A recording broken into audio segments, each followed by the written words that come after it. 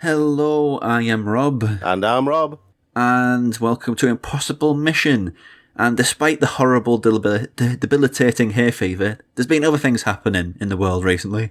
Xbox had their big showcase, that highly anticipated showcase. Yeah, and it's come a month after the PlayStation 5 showcase. Well, it was 6 weeks, but yeah. 6 weeks, But I'll be honest, there were some surprises in there. Thing that the show was tailored around was Halo. And yeah, I don't have a lot of attachment to it, but all I will say about it is it looked very good, but it's not the sort of thing that's going to get somebody who's sort of ambivalent or not really sure about what next-gen console they're going to get. It's just, here is a Halo game. Looks good, but it's just another Halo game, which means different things to different people. It does. I mean, having been a little bit around the periphery, a part of the whole Halo thing when it came out on the Xbox, I can get why people would be excited for a new Halo game. If you've never been a Halo fan, it's not the sort of thing that's going to make you shout from the rooftop, about Halo. Yeah, and I think that's the key fundamental thing. Halo is basically a first-person shooter, sci-fi based, and we have a whole massive wealth of those now. It's not. I mean, the name brand only takes you so far, but the sci-fi shooter has become it's the patient zero of a trope which has become so massive. Halo. I mean, all the other ones became a thing because Halo made it super popular. Exactly. I mean, okay, the Warthog is back in there. We saw that in the gameplay footage that they showcased. But at the end of the day, I can't get excited about it. It's at the end of the showcase as well, there was a little teaser for Fable, which is one of the poorest kept secrets in video games. Everybody knew there was a Fable coming, so it's not quite the mic drop moment what everybody expected, especially when all it really was a title card drop. Yeah, there were a couple of things that surprised me a little bit. There were a couple of games that, what was the name of that one? You know, the one that was told in chapters that was released by Square Enix that everybody, it was like the indie darling of... Life is Strange. It's Tell Me Why the game is called, the new one. Yeah, Tell Me Why. But there was another one from Interior Night, which they... As Dusk Falls. And I thought there was... okay, Tell Me Why and As Dusk Falls might be very different in terms of narrative, but in terms of presentation, they're kind of similar. Yeah, I mean, there's an audience for that sort of gameplay and game. It's not the sort of one which really care about a new piece of kit. It's not hardware dependent, thoughtful, introspective, episodic narrative game. See, this is the thing for me, from my perspective, those games are basically the Western equivalent of a visual novel. Well, they're stocking fillers, aren't they? You get your big presents, and they're like a chocolate bar or, I don't know, pair of socks. Yeah. You like them, but you're not going to go mad about them. Obsidian announced a new fantasy RPG called Avowed. That's got a lot of love. The reason why is because it's set in the world of Pillars of Eternity. And Avowed, it was called. I cut you off, but it was Avowed, yeah. Yeah, but that's the thing. Because it's set in the world of Pillars of Eternity, it's automatically got a lot of attention because there are a lot of Pillars of Eternity fans. Well, not as much as the thing it's clearly stylistically lending from. It looks very Skyrim-like. It's not got as many fans as that, but it's got a lot of fans. Well, I mean, Pillars of Eternity has a lot of fans. Skyrim and Pillars of Eternity are two very different games. Skyrim's first person, Pillars of Eternity is isometric. Yeah, just running through some others. The Medium looked okay. It was like the big selling point behind that was two worlds rendered simultaneously, but neither of them looked that interesting. They kind of looked like survival horror meat and potatoes. Yeah. Stalker 2 got a trailer. Oh yes, Stalker 2. That was one of my big choices for the Xbox showcase.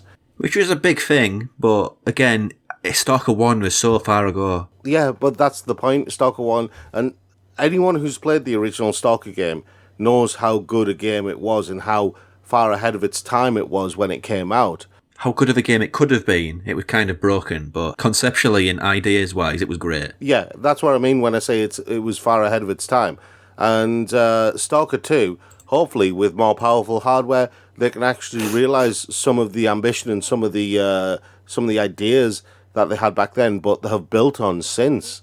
So, Phantasy Star Online 2, the new generation, was another one. Again, it's another one where it's a massive thing in Japan, but over here, most people have forgot about it. Well, anyone who owned a Dreamcast, I think, would be looking forward to playing that. Yeah. And, there are a few of us.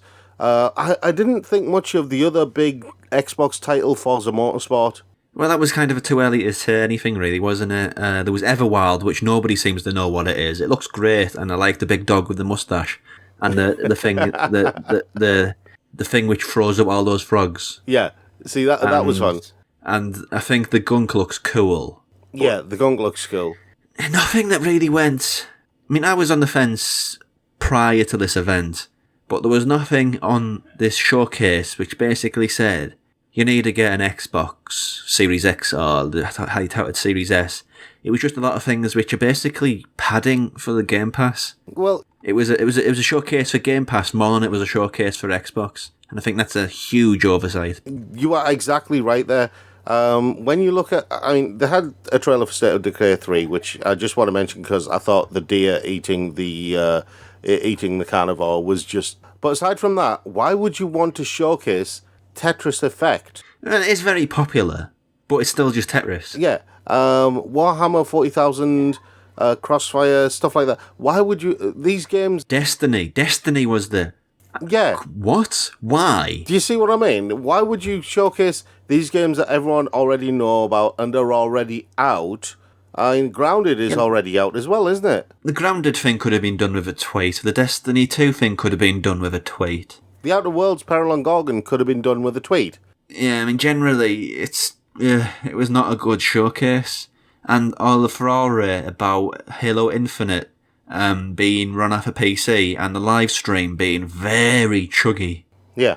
It's not exactly won anybody over. And I've said before on this series, Impossible Mission, that this was basically the most important Xbox showcase because it basically sets them out as the alternative to the all-powerful PlayStation. See, the one that really kind of set the tone of this whole showcase, though, it really underwhelmed me as to why they put so much focus on this. And I didn't understand why they would want to focus so much on Ori and the Will of the Wisps. I wouldn't say it was focus. It was just kind of okay, we're doing an update for Xbox Series X.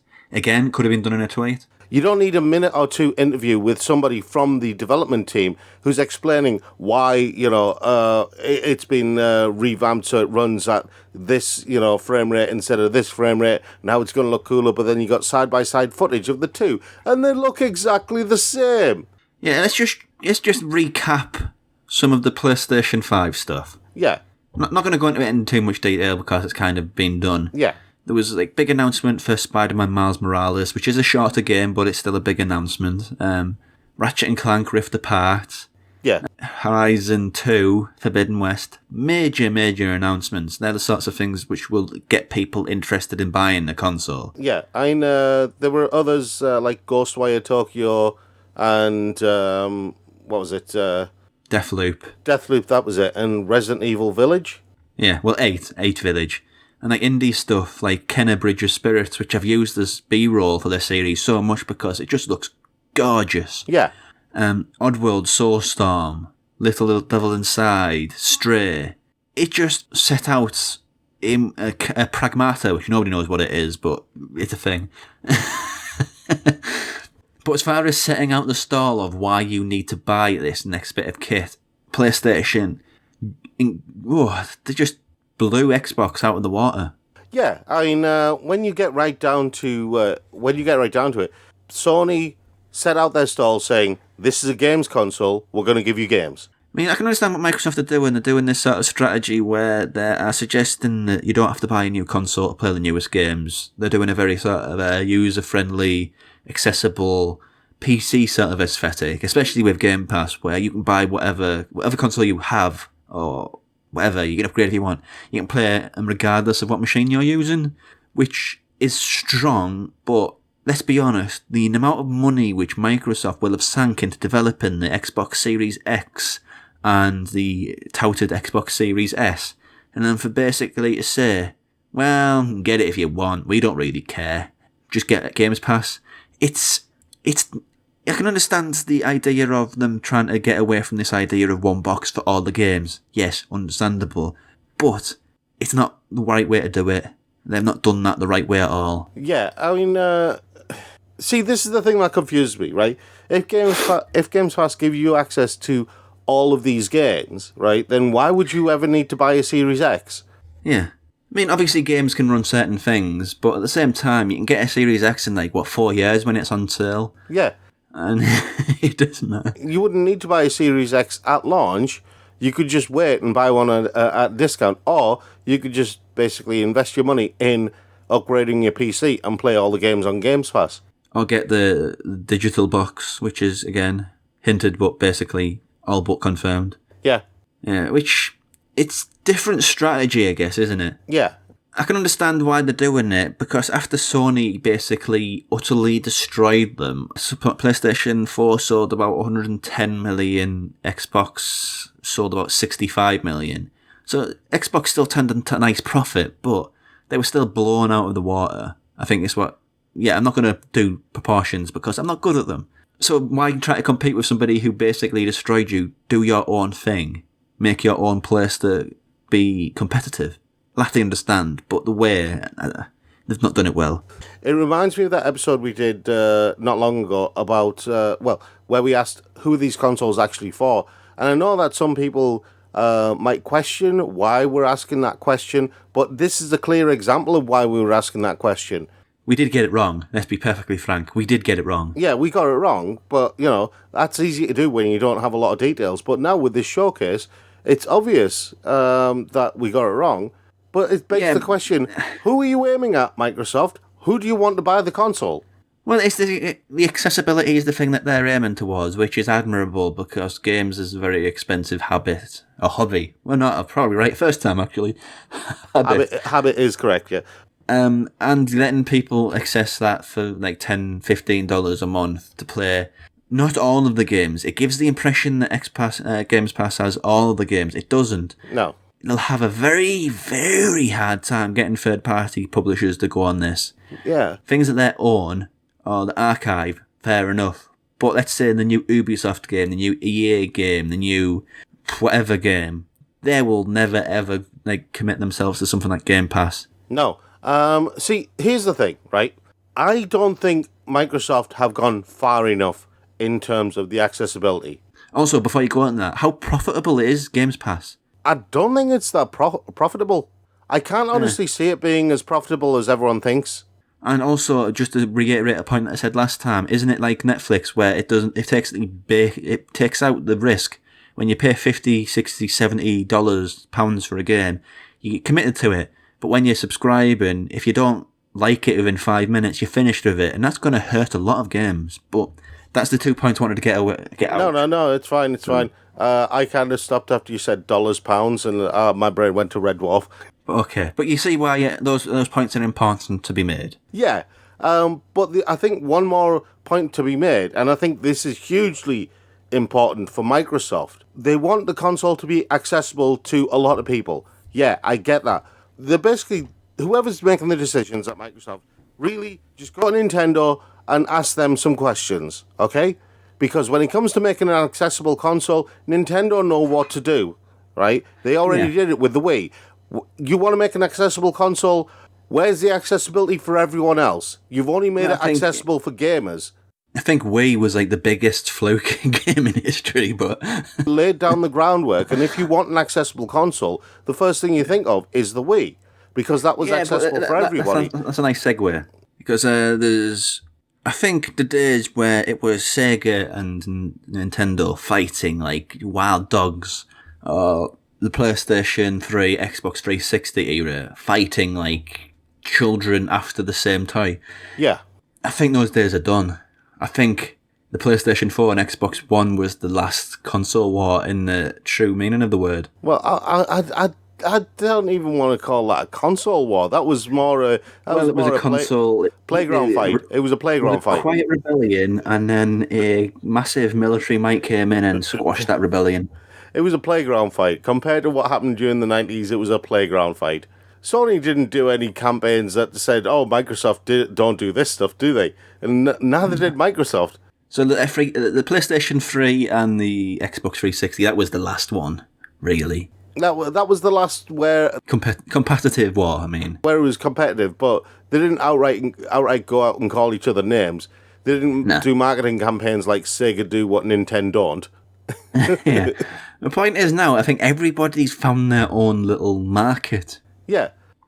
Sony will continue to do what they always do. They have a very high quality machine with very high grade first-party games that tell us a good story. Movie like production value. Yeah.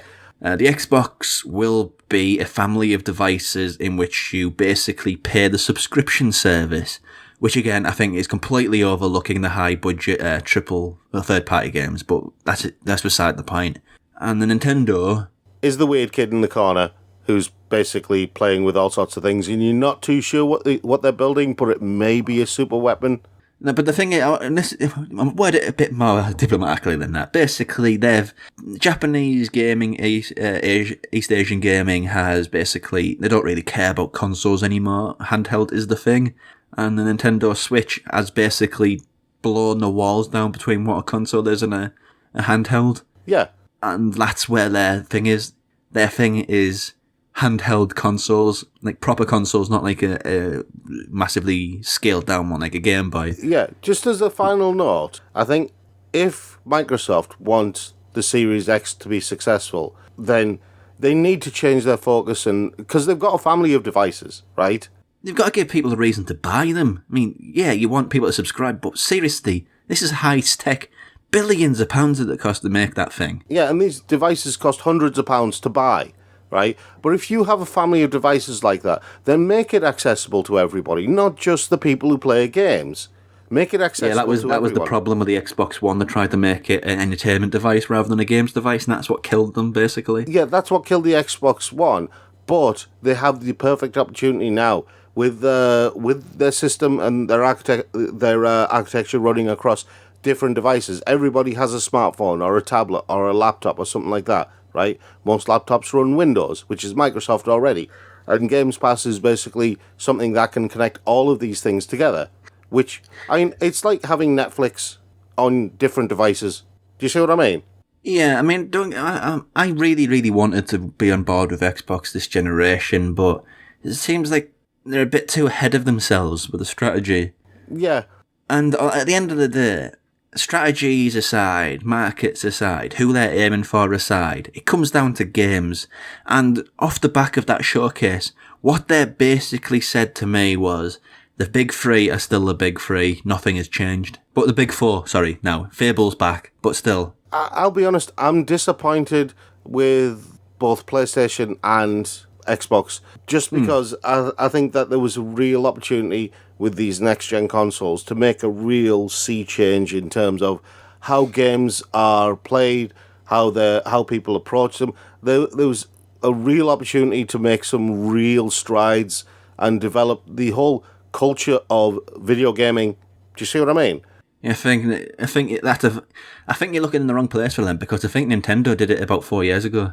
But this is the thing, Nintendo are doing it, but it's a very niche thing. PlayStation and Sony and Microsoft could have looked at what Nintendo were doing, but for some reason they refuse to look at what Nintendo are doing, and I don't understand why.